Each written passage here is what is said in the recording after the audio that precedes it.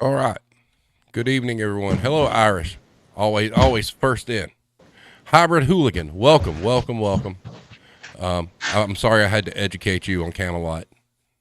I know some of this stuff is appealing. Mad Dog, welcome, welcome. All right, so we're going to hit the ground running.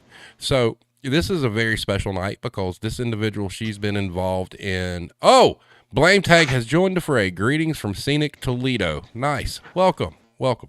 We were actually just talking about you and how great a writer you are. But anyway, so this fine lady was on the very first retail therapy sessions. She's extremely active on the retail Twitter sphere. She has a lot of knowledge. She knows her stuff.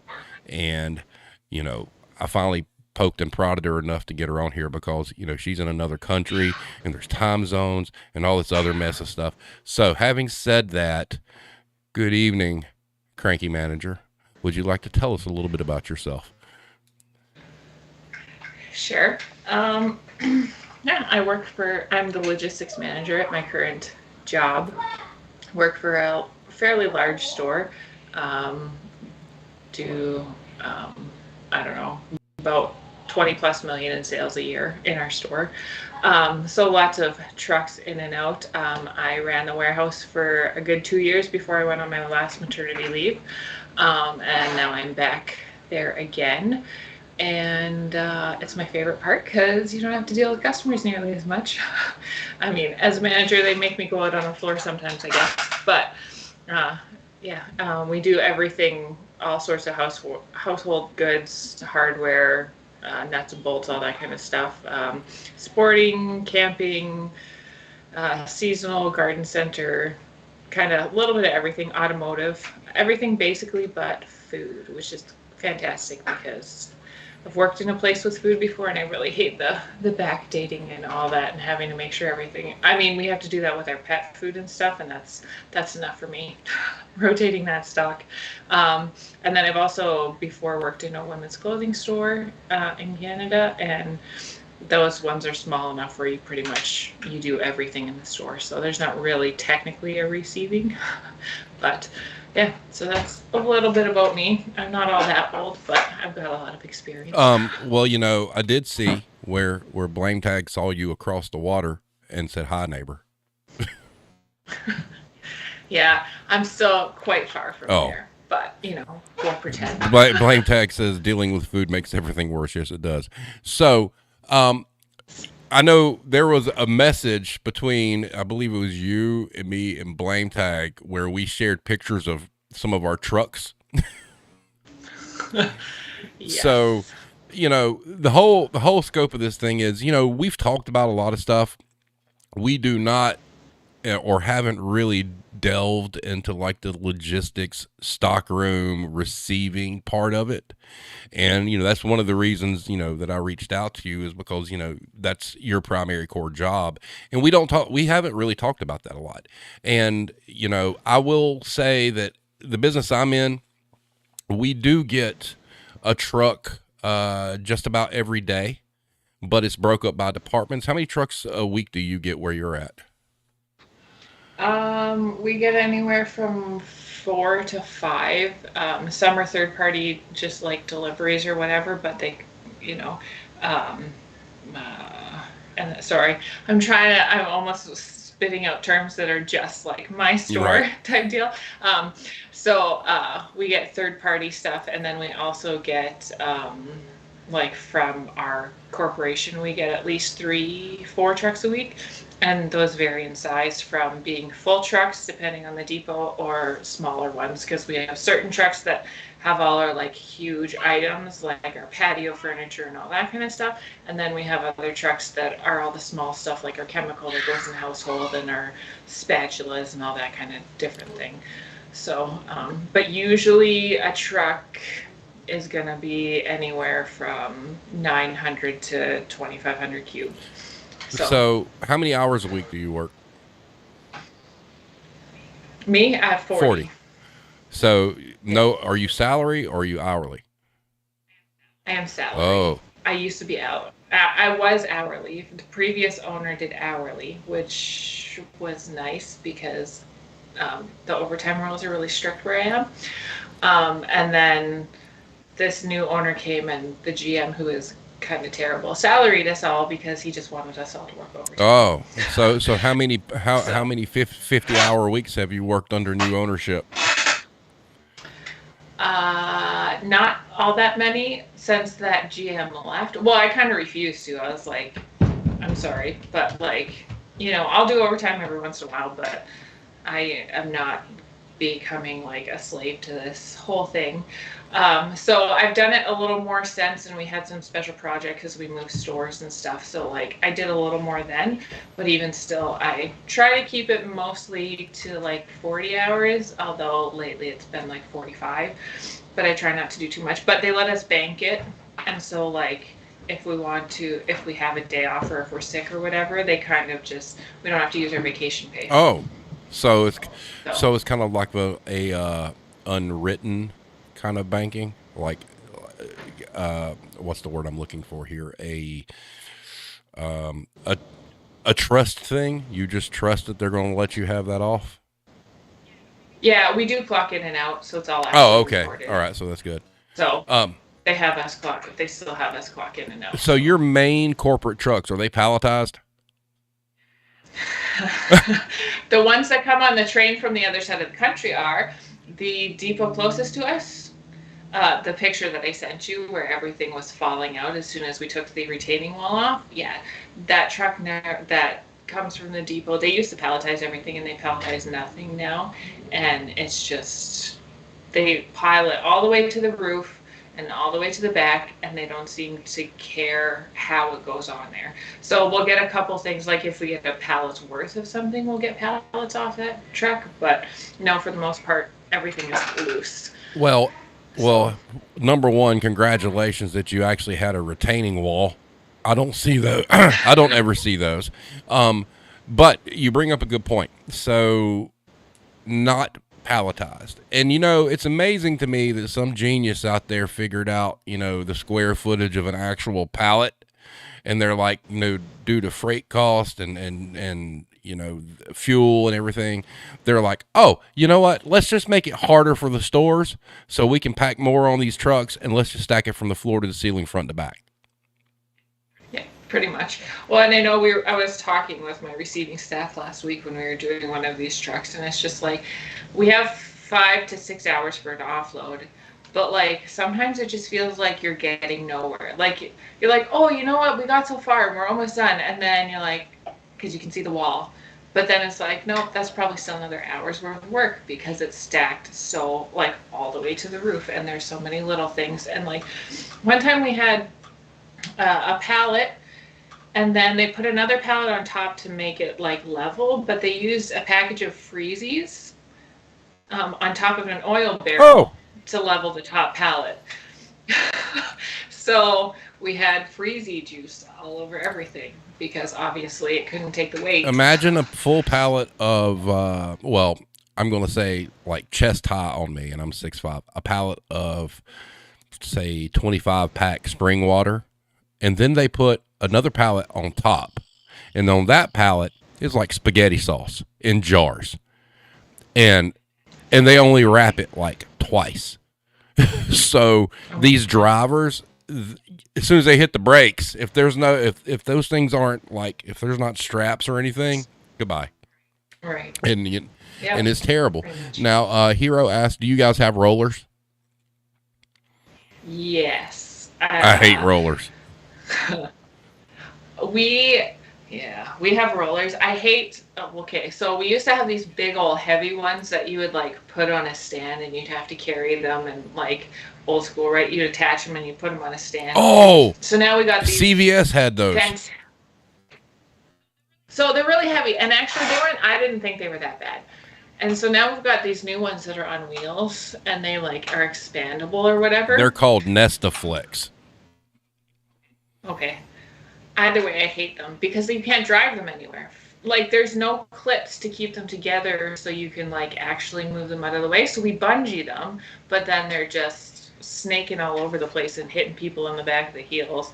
But yeah, we do rollers. We have enough to go all the way to the back of the truck because at least the two largest trucks that we get every week are all loose. So, all right. So you've got Nestaflex rollers, which is, it really sounds like your trucks were identical to what I was dealing with and what Mad Dog was dealing with for the at home company that we worked for.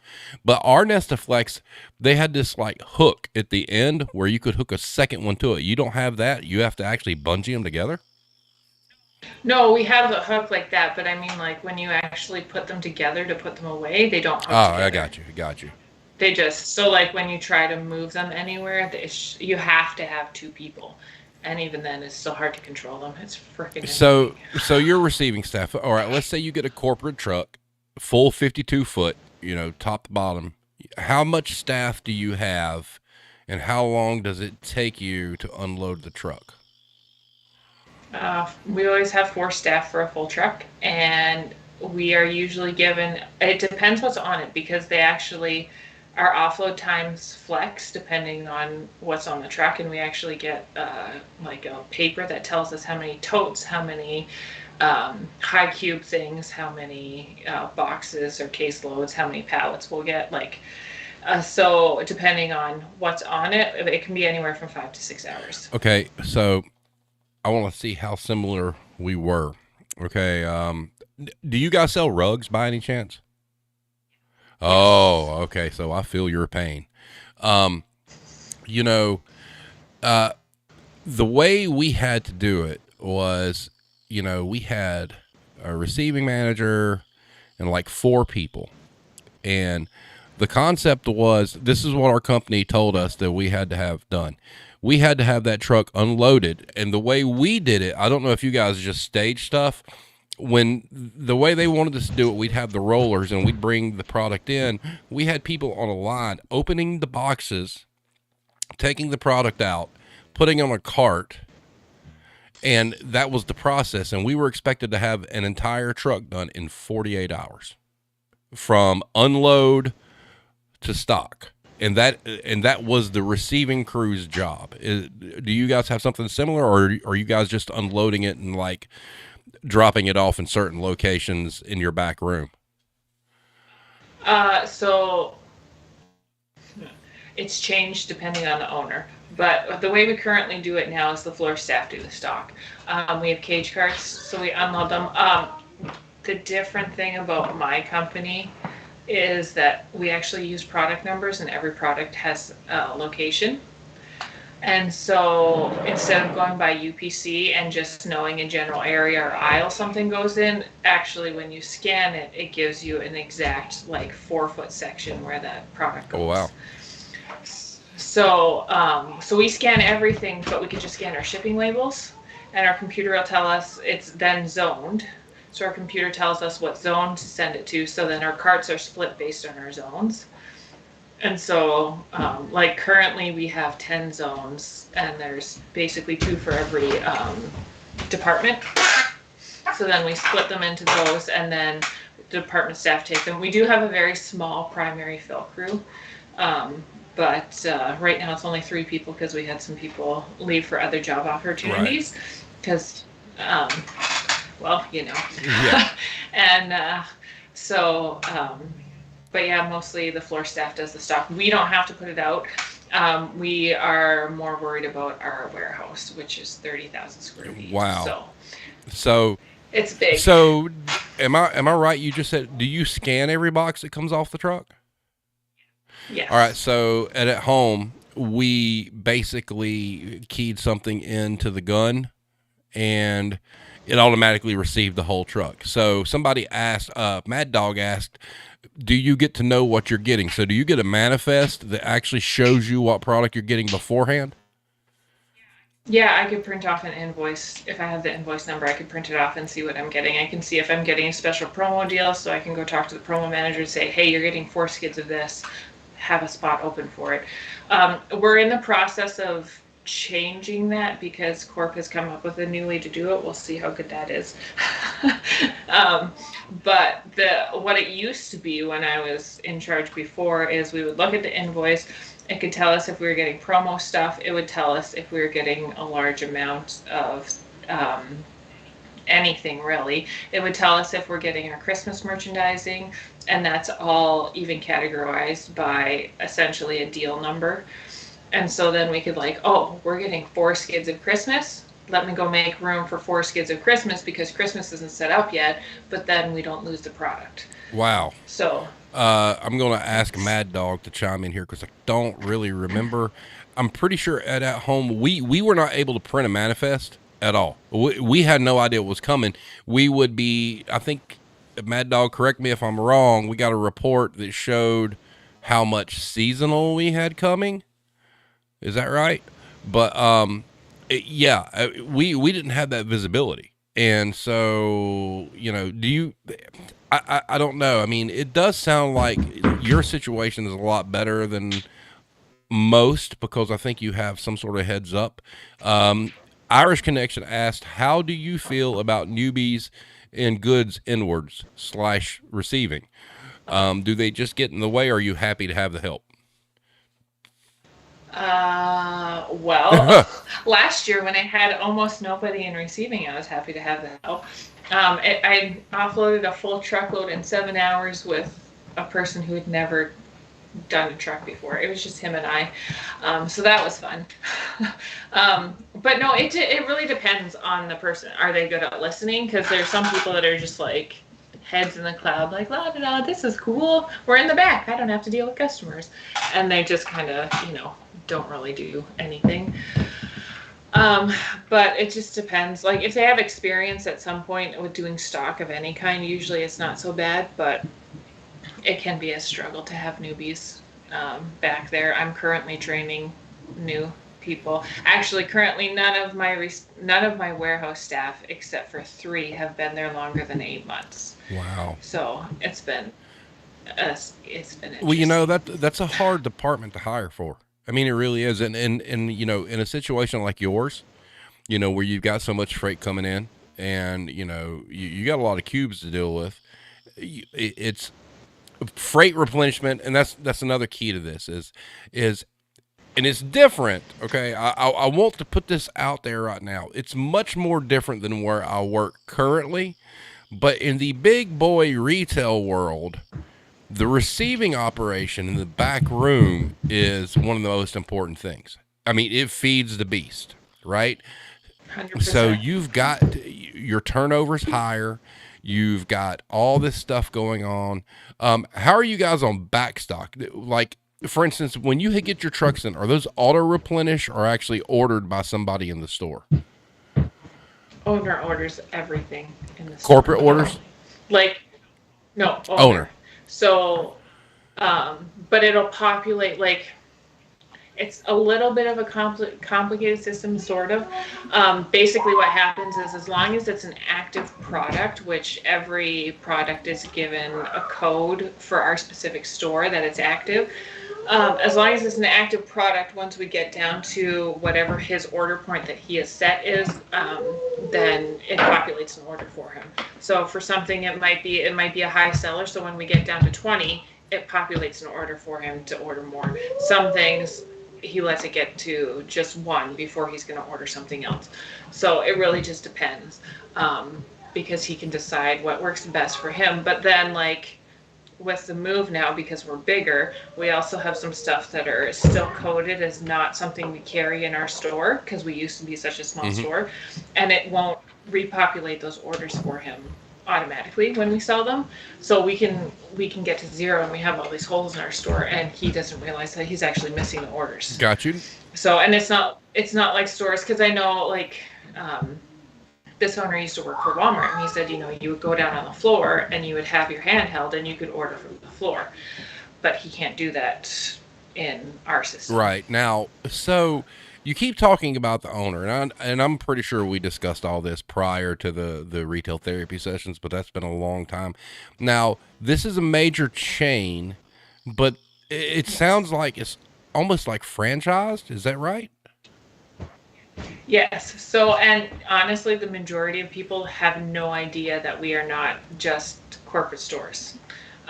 People are hecka surprised when we tell them, like, because like store to store transfers and stuff are more difficult because literally we're buying it from the other store and the other store has to decide to sell it to us, and we have to share a truck. Basically, like, so it's like actually kind of complicated, and we do that with stores around us, but yeah, most people don't realize that because it is one of the larger corporations. And but yes, it is a type of franchise. Got you. It's not a full-on franchise because the owners do move around, but it's not a corporate store. It sounds very convoluted, to be honest with you. That sounds like a whole lot of cooks in the kitchen. There are. Ooh. Yes. Hero asked, is it all boxes or do you have to deal with like totes? Oh yeah, we get totes. Our truck coming on Wednesday is going to have 131 totes on it. Wow.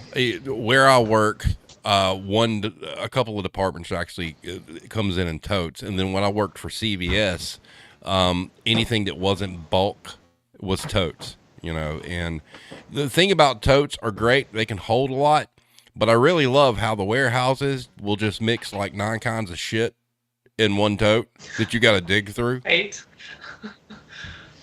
Yeah. Yeah, we have to, well, the way our receiving works is we have to scan everything. So when those 131 totes come in, we'll get ones that'll have maybe even all 5 departments in them. And we have to pull them out, scan them, and then we essentially have a wall of totes that we sort into and then send off to different departments. Yeah. God, that's crazy. All right. So in our job in big boy retail, all right, and I have to make this division because I'm in a different business now. All right. There's a huge difference between what I do now and big boy retail. Now, you know, in the environment, like say, for instance, at home or even like Dollar Tree or whatnot, where you're dealing with a bunch of turnover in merchandise, the back room is a big deal because if you let it get away from you, and I'm sure you know this from experience, if it gets away from you, you know, one week, that snowballs into like a really, really bad thing. So let me give you an idea about working for at home. All right. So they told us we had to have these trucks pulled and processed in 48 hours. Okay. And we were not allowed to accept the next truck until the trailer that we got was empty. All right. Under normal circumstances, we would get 3 trucks a week, like a Monday, Wednesday, Friday. But then all of a sudden, what happens is the holidays come and they don't let you know. They don't tell you. Nobody that has any kind of cojones to change anything stops it. And you get a phone call one day that you realize you're getting like 5 trucks in a row, day by day. Okay. You can't flip a truck in 24 hours. So what happens? And this goes through Garden Ridge and at home. You have to go in and unload those trucks, palletize them yourself to empty that trailer. I went through a point in time where I managed to get the freight completely down. I got hit with 4 trucks in a row and wound up with 120 pallets of merchandise that had to be worked because we couldn't take in another truck unless we had an empty trailer out there, and then got yelled at because it wasn't worked. Yeah. I mean, can you imagine that? I mean, I'm just like, are you kidding me right now? And I don't know, like, there were about 3 or 4 times during my career there career, that I'm using that term very loosely, but where I had a co-manager who wasn't worth a shit and she didn't want to do any work, and it was my day off and she had plenty of staff to unload the truck and she lied and said we didn't.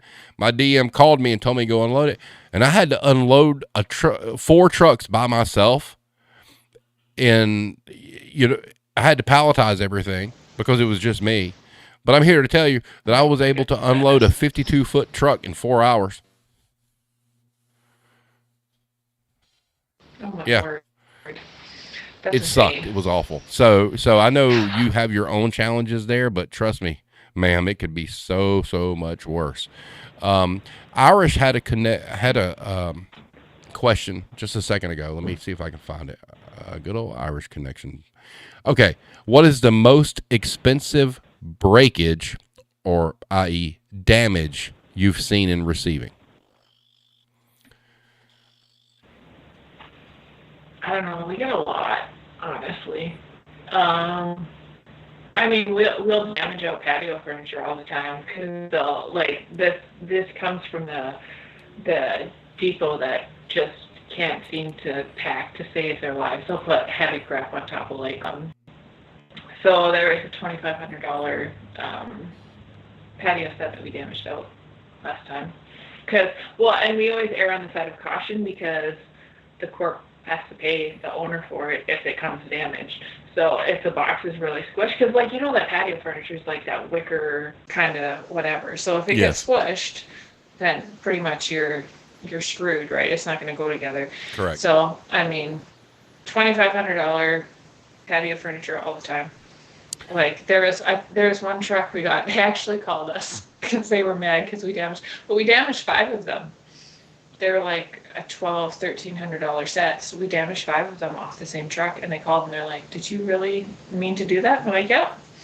Maybe they should learn how to pack better." You don't put heavy stuff on them. I get that they're big boxes, but it's cushions and wicker, and you're putting, lawnmowers on top of them. Wow. It makes since I've been back and doing what I'm doing now, I am 110% on the whole thing that if you are going to work in a warehouse and you are somebody that has to load pallets, you have to spend 1 solid week with Legos, 1 solid week playing Tetris, and 1 solid week with Lincoln Logs before you get the job. 100%. I agree. I mean, because it's ridiculous. It is. Some of the stuff I see, I mean, we will look at some of these pallets and we're like, who thought this was a good idea? Let's put, cases of whatever that's heavy on top of boxes of powdered mashed potatoes. Who thought this was a good idea? I mean, well, yeah. We got a pallet full of gun safes the one day. They were all upside down. They were like 35 gun cases. Those are so heavy. Right? Yeah. And all of them were upside down. Really, guys? Wow. You guys have pickers probably and all this stuff. We can't even get a forklift onto our truck, and you're putting these things upside down we get a power jack. Thanks, guys. Well, work out today. I work in a business, and it's not just where I'm at now. I think it really goes for most retail. At home did have a forklift that worked half the time, but everywhere else I've ever worked, I don't understand why the businesses we work for won't invest in at least just 1 electric pallet jack. Just one. Because some of the nonsense that you get on these trucks, it's like just one. Number one, it would keep people from getting hurt. Number 2, it would keep people from breaking their backs. But everybody refuses to do it. We're all walking around with Clark, Crown, pallet jacks and whatnot that when the hydraulics go out, they suck.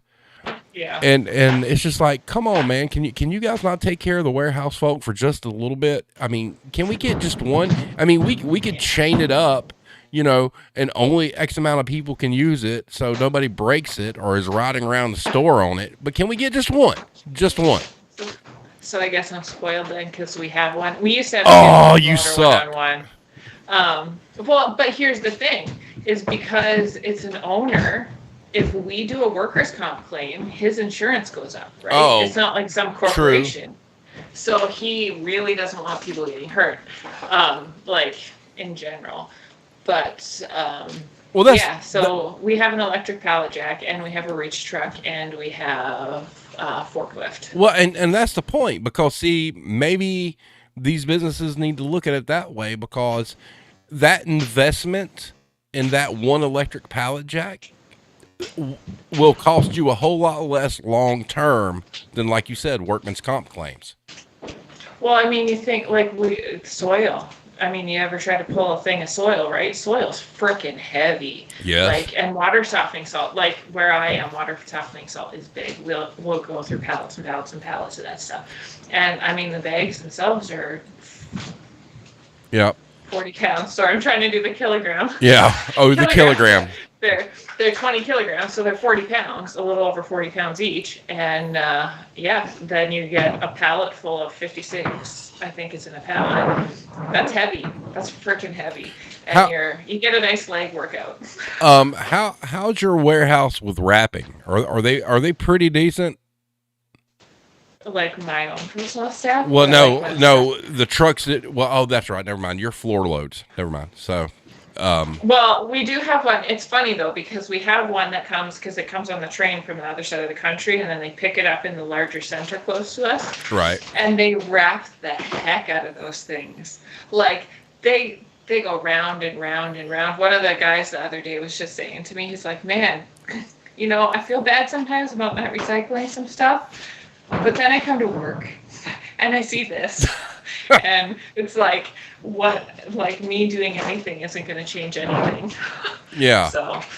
Well, the one thing I will notice, and this is to anybody that works in a place that's palletized, my particular job at this moment in time, all right, what I do is I'm actually in a back room most of my day, and we unload the truck, okay, and then I separate those pallets by aisle. Okay. Love it. Absolutely love it. Great gig. No customers, no nothing. But what happens is when you do that for a while, you start to realize certain things are always going to be certain pallets. And I guess it's the software that they use, as they're picking. But we always have this one pallet. And ladies and gentlemen, I want to let you know, I am 6'5.5". I am a tall dude. I'm pulling pallets off of these trucks that are taller than me, and the very top layer are like cases of like 12-pack, 12-ounce dill pickles. Glass, like right up on the top.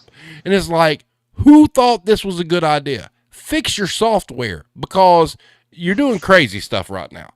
And if you've got a driver who's new, or a driver who had to slam on his brakes or whatnot, you'll see this pallet and it's leaning, and you're like, oh shit, that is not making it off the truck. So here in the South, it's 102 degrees. We're in a trailer and we've got to downstack this damn thing, which would be fine, no problem.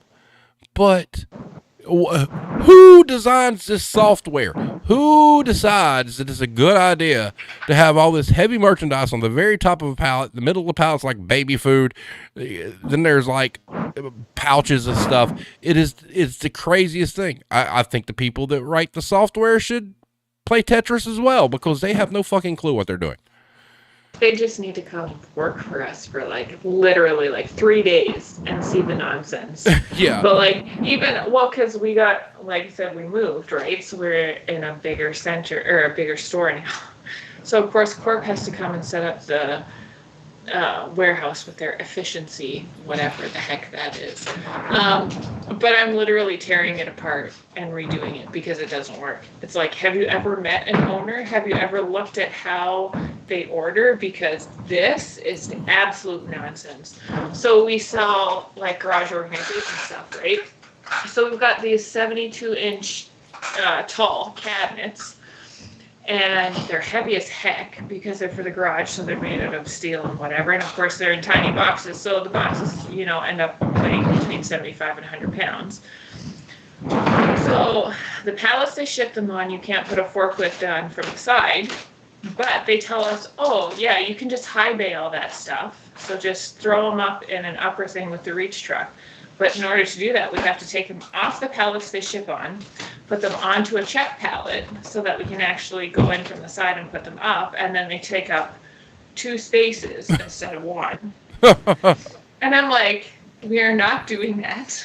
If I have to restack them, they're going to be restacked on the ground, where literally anyone from the floor can get them, because the one time someone comes in to get one of these beasts, there's not going to be anybody in the warehouse who can do a reach truck for whatever reason. Right. And, so like, but the owner told me, he's like, just make it work for us. He said, I think he's like, if people who work for corporate couldn't make it in a store, so that's why they work at corporate. Oh, well, that's a good statement to hear, because that's true.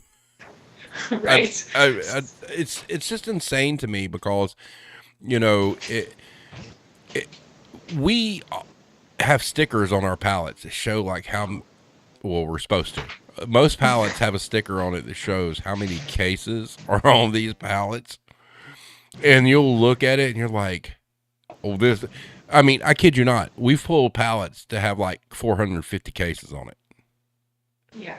And it'd be okay if it was stacked all right, but Right. every one of these people would fail at Jenga. They'd fail at. I mean, they wouldn't make it past level 1 in Tetris. It's just awful, and it's just like common sense tells you. All right, so you got this soft, squishy box, right? Why would you put it? To your point, why would you put a safe on top of this squishy box? Oh, because it's the thing to do. I want to go through some stuff here in the chat because we've had some good stuff come through while we've been yakking. Nightmares in Store says Tetris is a good learning tool. Let's see. Joey K says we had nothing but a broken pallet jack that shook violently when you moved it for a while. Oh no. Iris asked, in your store, is working receiving considered a good job because you don't deal with customers? Sorta, but we've always had a hard time because, see, the problem is in receiving, we can actually track how much you do. And you don't have the excuse of, oh, well, customers interrupted me. Although we've had a few pop their heads in the doors.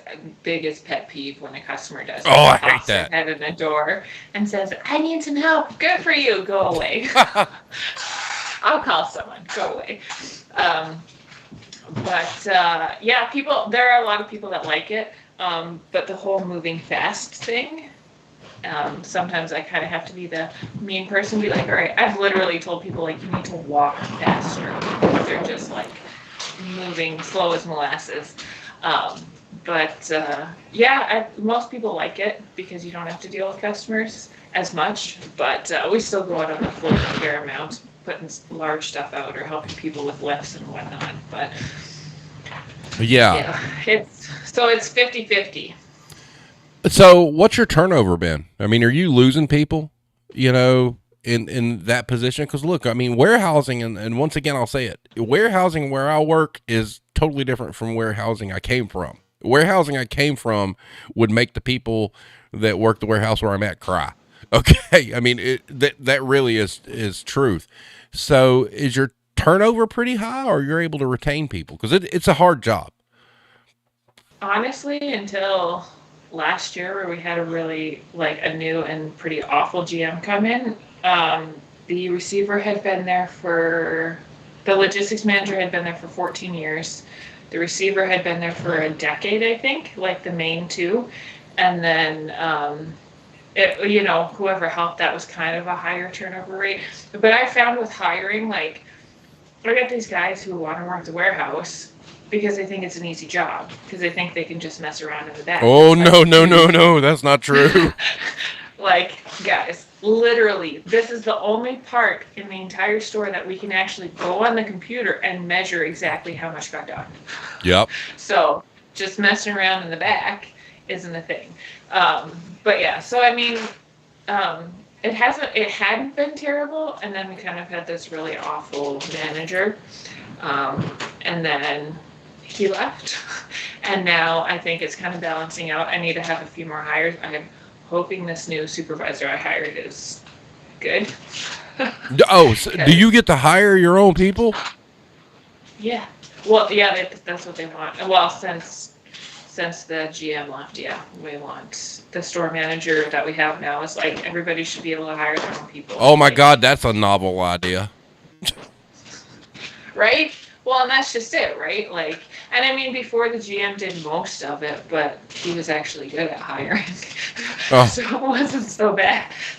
But, You know, it always depends on the manager, because some people are just not very good at reading people, and they take everything for face value, and you're like, I don't know what this person said to you, but they're terrible.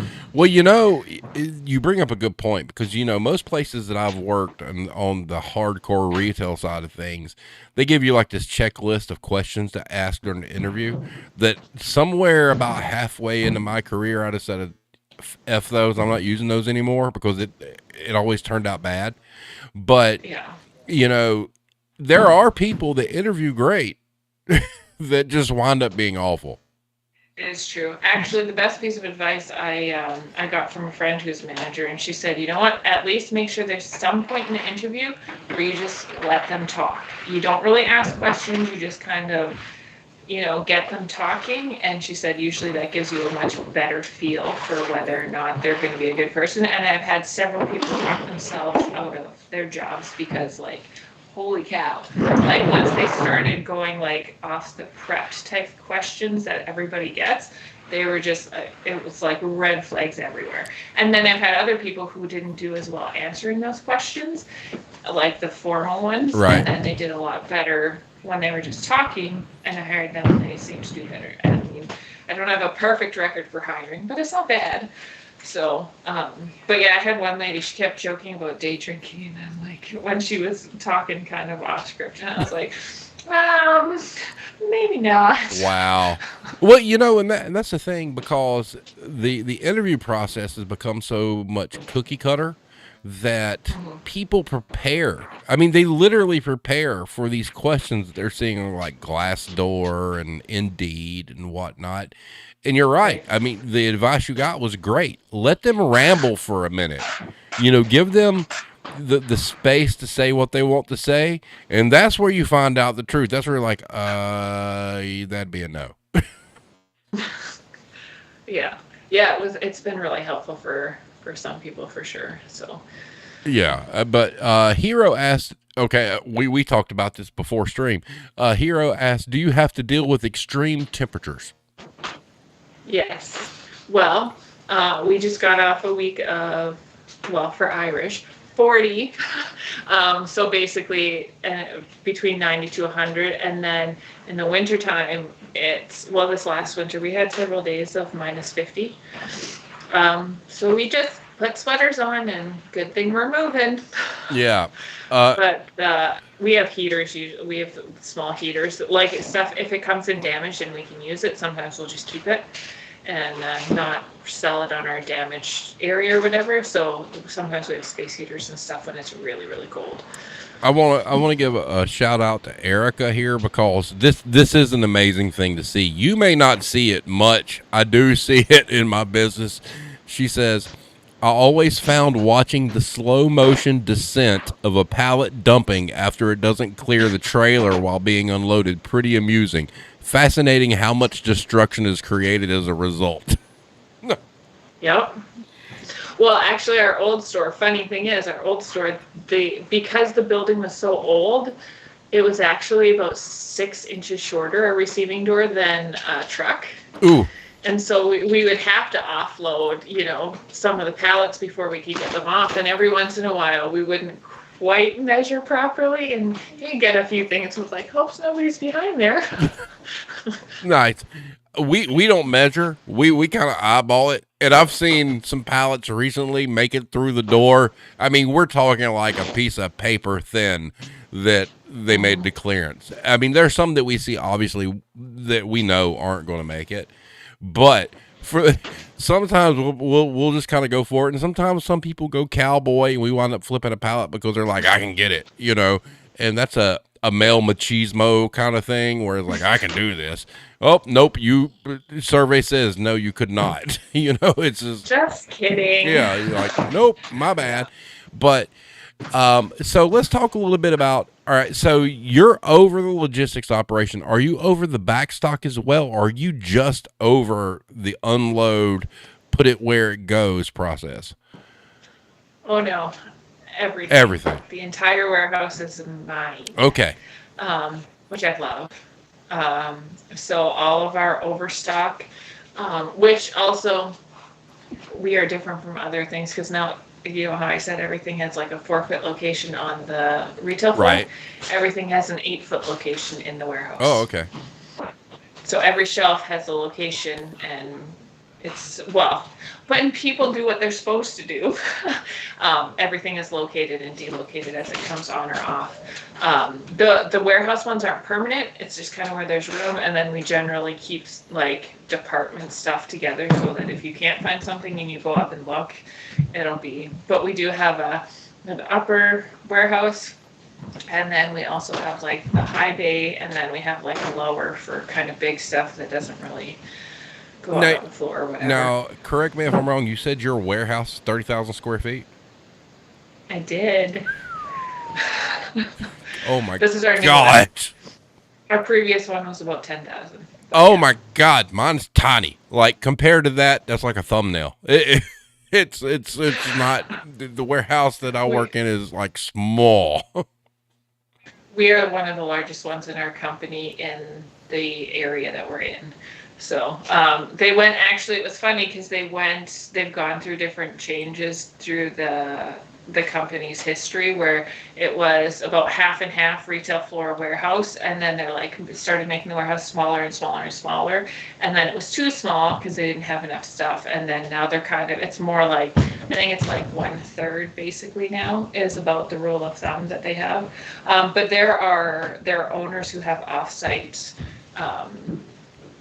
storage basically because they don't have enough room in there for all their high cube stuff like the patio furniture or whatever. We also have sea cans. We have sea cans that we keep stuff in as well. So, as far as seasonal goes, do you have dedicated space for like the different holidays?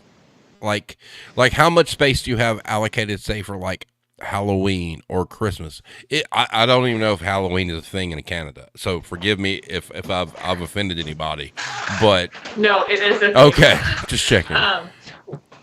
Halloween's much smaller than Christmas. Our whole seasonal area, well, it's a little different this year because now we're bigger, but our whole seasonal area basically would get gutted. We would keep a few things out, rakes, hoses, hose ends, that kind of stuff for the winter time. But when it's -50, nobody's really looking for that right. stuff.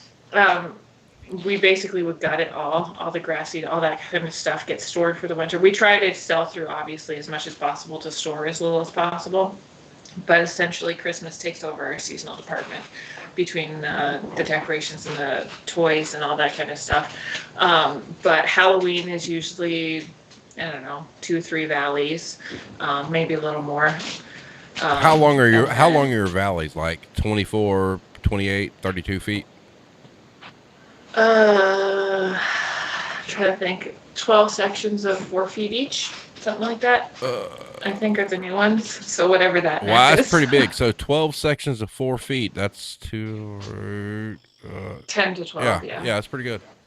It's about average. So yeah. So I mean, we're bigger.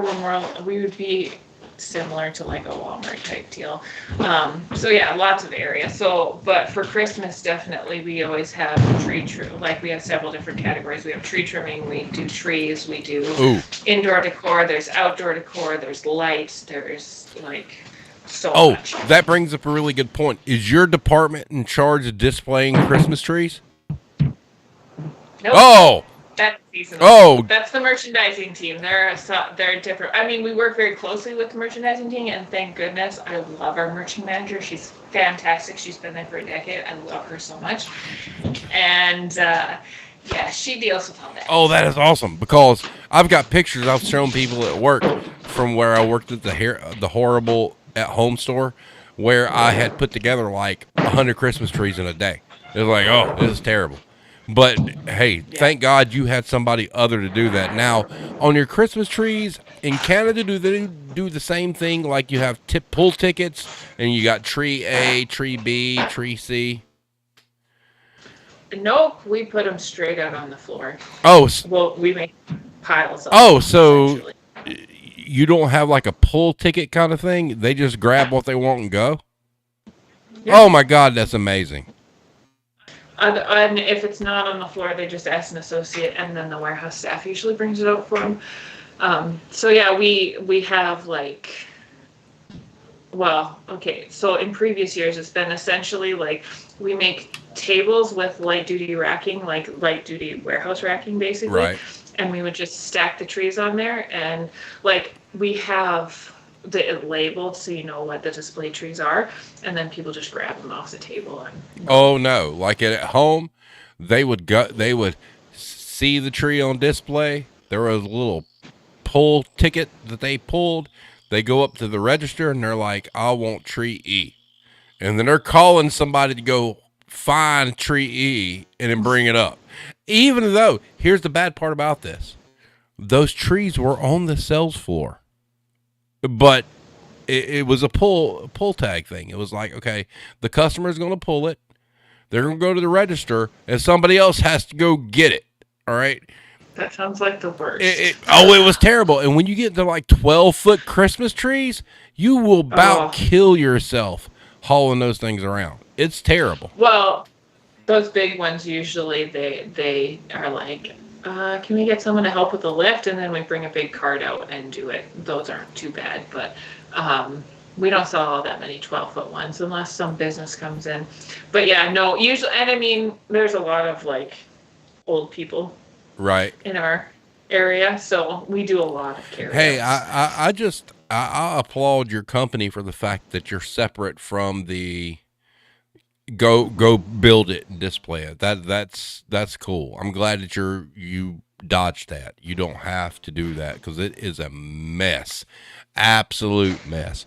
And you know what we were doing, it's terrible because we would oh wow, I got all sorts of spam on YouTube. I blocked it. Hold on, guys. I got Love Chat XYZ, best adult dating site. That's great. That's great. So that they're blocked. Hopefully that should fix that. I think I got them all. Wow. Okay. Oh, the entire chat crashed. That's even crazier. Okay. So, hey, look, we're Cranky, you're popular enough that we've got spam. So, that's great. But the Christmas stuff is amazing. Now, what other big holidays do you like? I'm going to ask because I know it's a thing. What's Canada Day? Same as 4th of July, except for Canada. Okay. So, yeah, although we didn't fight for it, the Queen signed us over our country. Oh, so the Queen sold you out, is what you're saying? Oh no, she signed it over, all nice like in 1867. Just said, here you go, you can have it. Wait, did you say 19? Sort of. Did you say 1967? Sorry, 1867. I was fixing to say, whoa. I was born in 70. Wait a minute, that had to happen way before that. Listen, I've been up since 5 this morning. So. Oh, see, she's dedicated to the cause. She's great, guys. She's got a lot of experience in this stuff. She posted a picture a couple of weeks ago, and you know how you see the memes online about like pictures you can smell or you can taste, and she had a picture of like her arm, like I can't get it in the camera, like from here to here, covered in dirt and dust from unloading a truck. I'm like, oh, we're bound by dirt and dust because I get the same thing. And if you work in a warehouse, you understand. It's like that your forearm up until your shirt sleeve just gets covered with black dirt and dust from these trucks, correct? Yep, 100%. That and moving anything around in the warehouse. Well, yeah. It was, yeah, it's bad. Just black. It is. I mean, and you could, I could smell that picture. I'm going to be honest with you because there is a certain musk Yep. that comes with a truck, and when you're and here's the thing about unloading perishables, okay? The amount of pallets I've went through that I've gotten through like an entire pallet. I'm halfway down, and you smell something. You're like, what is that? Oh no.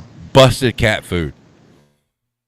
Gross. Yeah, it's extremely gross, and there's like gnats and stuff in it, and it's terrible. It's awful. I, we were cleaning up after the move at the other store, and I did find some cat food. It was under a shell. It expired in 2014. Ooh, okay. Thankfully, it wasn't open or anything. When? Okay, you found that when? This like a month ago. Oh my God! And it went out of date in 2014. Yeah, it was. You know how some stores have drawers underneath their aisles? Yeah. So yeah, we used to have those, and we didn't use them anymore. And I think a kick plate got put up in front of this one drawer because it wasn't actually attached to the aisle. And so yeah, it had some really, really, really old cat food in it. Ooh, well, you know what's funny is like if you're ever in a store where you're moving aisles and you have to lift up the base deck of the aisle, Yeah. that's where you find the good stuff. I mean, but then you got companies like Kmart. All right, so I was working at Kmart in Georgia, and they sent a reset down for video games, and we had to change the signs on the video game case. So I want you to think about this for just a minute. I don't know if you play games, but you may be familiar with time frame and how old things are. When I was doing this, the Nintendo Wii U was out. All right, so we've come past Nintendo 64 and all that other stuff. So they're like, you got to take the signs down and move them. And I couldn't put the sign up. And I'm like, what's going on here? So I started pulling the signs off, and there were signs still up that they had just put the new ones over from like a Sega Genesis, a Nintendo 64. Goodness.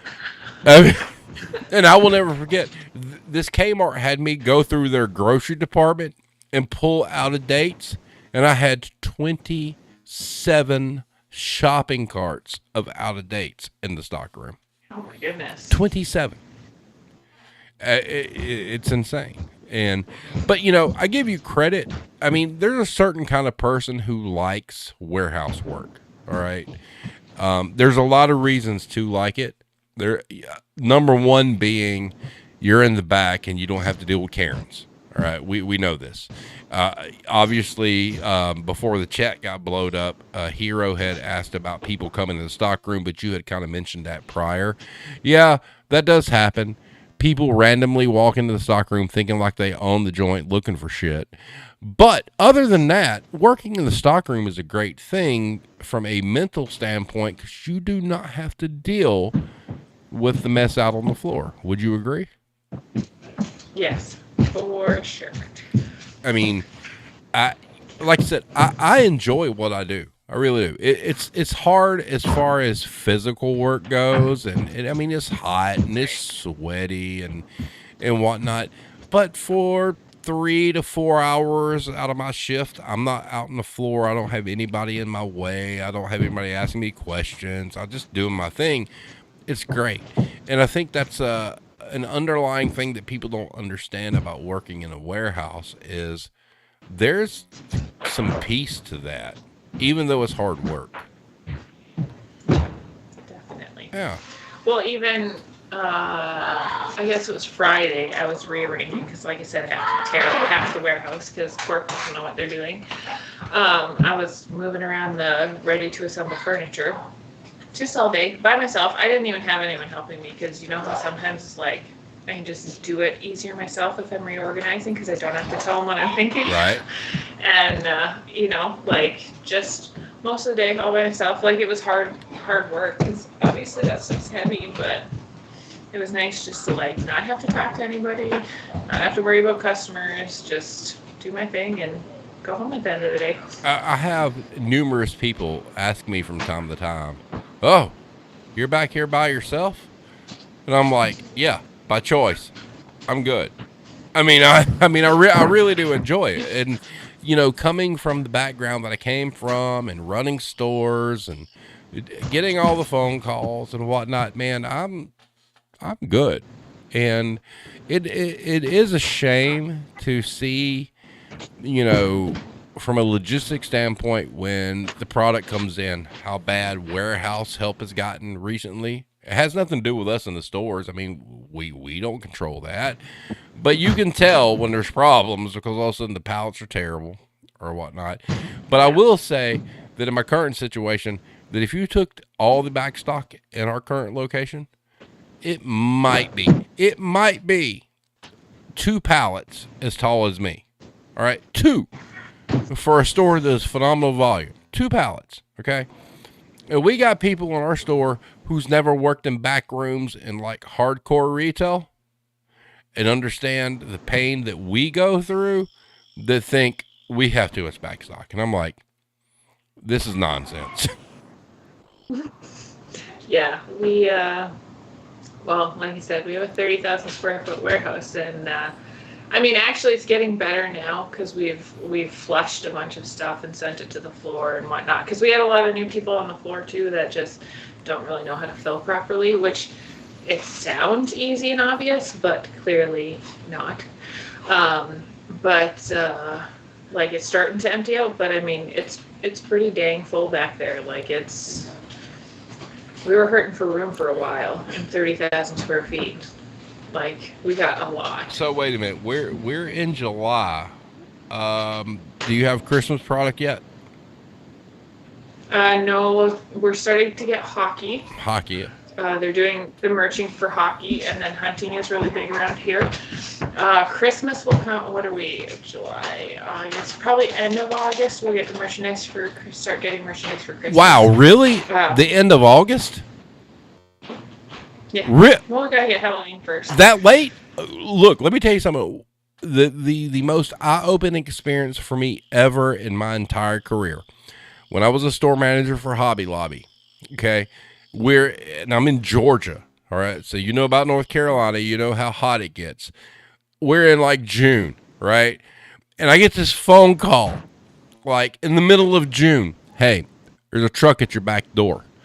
But okay. And I go back there. It is a 52-foot semi full of Christmas trees in June. Now, my birthday's in August. I will never forget. This is the first time I ever experienced this in retail because they did so much seasonal stuff. My birthday wasn't even here yet. And it's like the first 3 weeks of August. Second week of August, I'm out on like this display platform putting up Christmas trees and like building them and fluffing them out. I'm like, oh my God.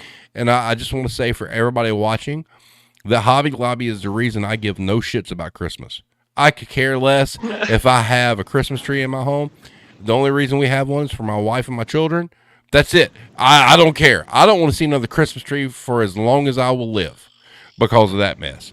But it was terrible. See, and I've noticed, like, because, like, even back to school stuff, like, we haven't started our back to school stuff quite yet, and school starts, I mean, we start school later, we don't start till September, but, and we're out in June, and we start in September, like, end of June and start in September. Really? Yeah. Ooh. So, but, like I noticed that about the U.S. is that they're always like way early on whatever they call holidays. Yes, they are.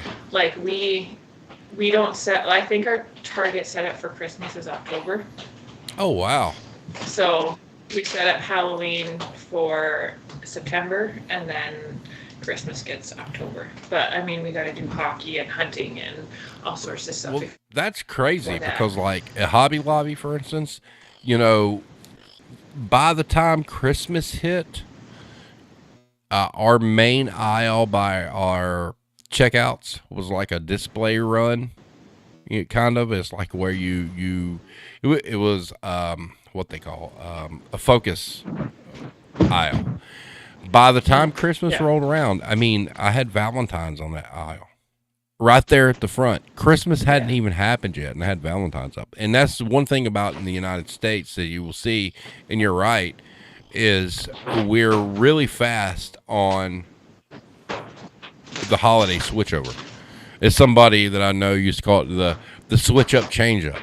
And what we would do is, I mean, when I worked for Dollar Tree, they would try to tell us that, like, there was a certain day that they wanted to start doing the set for the next holiday, but the store I was in did so much business that I would set it early because I mean that's what was going there anyway and whatnot. Right. But I appreciate the fact what you guys are doing in Canada because Hybrid just said so. Canada is where it's at.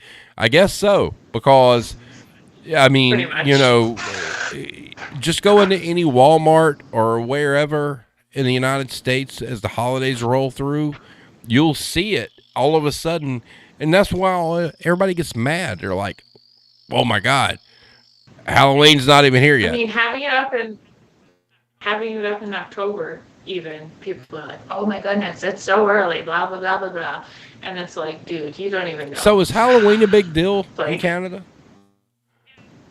yeah, it's the same Oh, as really? the US. It's very similar. Are you a Halloween fan? Oh, good, Yes. good, good. So am I. Yeah, we take. It's our kids' Oh, favorite. well, I don't know They about my love kids. it. I don't think they really favor that as much as Christmas. But I got married on Halloween, so my wife and I, Oh, we cool. had a Nightmare Before Christmas wedding cake, and yeah, Mad Dog shared a meme with us on Facebook where somebody's like, "Oh my God, I can't believe they have Halloween merchandise out," but the couple was Gomez and Morticia saying, "Oh look, new home decor's out." It's kind of like here. So, but anyway, we're Yeah. sitting at an hour 6, I believe. I want to thank you because you're kind of like a fan Yeah, no favorite. problem. I mean, you're great. You have a lot of knowledge, and this has been a lot of fun. And like I said, we haven't talked about back rooms, so I want to thank you for taking the time to be here. I know what time is it there where you're at right now? It is 7 o'clock. 7 o'clock. So we're sitting here a little bit A after little after 9. 7, So, yeah. she got family to go take care of. So everybody tell her thank you for being here. It's awesome. I'm glad we finally got her on. I don't know what's coming next week. Just want to let you guys know. So it could be whatever.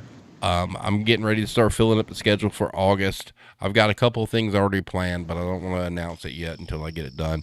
Hero says, Cranky, thank you for being here. Well, thanks for Oh, tuning absolutely. in. So, Hybrid says the same. So, thank you so much for being here. I'll have the audio up of this sometime a little bit later this evening. What I do is I export it and we'll be good to go. Irish says thank you as well because he's right there with you with Celsius and metric, so he understands. Do you have any last words, ma'am? I don't think so. Thanks for tuning in. I don't know. Yeah. I You're always a good chat. And if you guys, like I said, I have here on oh, the screen. thanks. If you're on Twitter, please go follow her at Manager Cranky. She has a lot of great insight to the stuff that we deal with every single day. So go check her out. I mean, she knows her stuff, man. She's hardcore because working in those warehouses and those buildings, that is not for the faint of heart. Would you not agree? I definitely agree. Awesome. Yeah. All right, everybody, have a great night, and we will see you next week.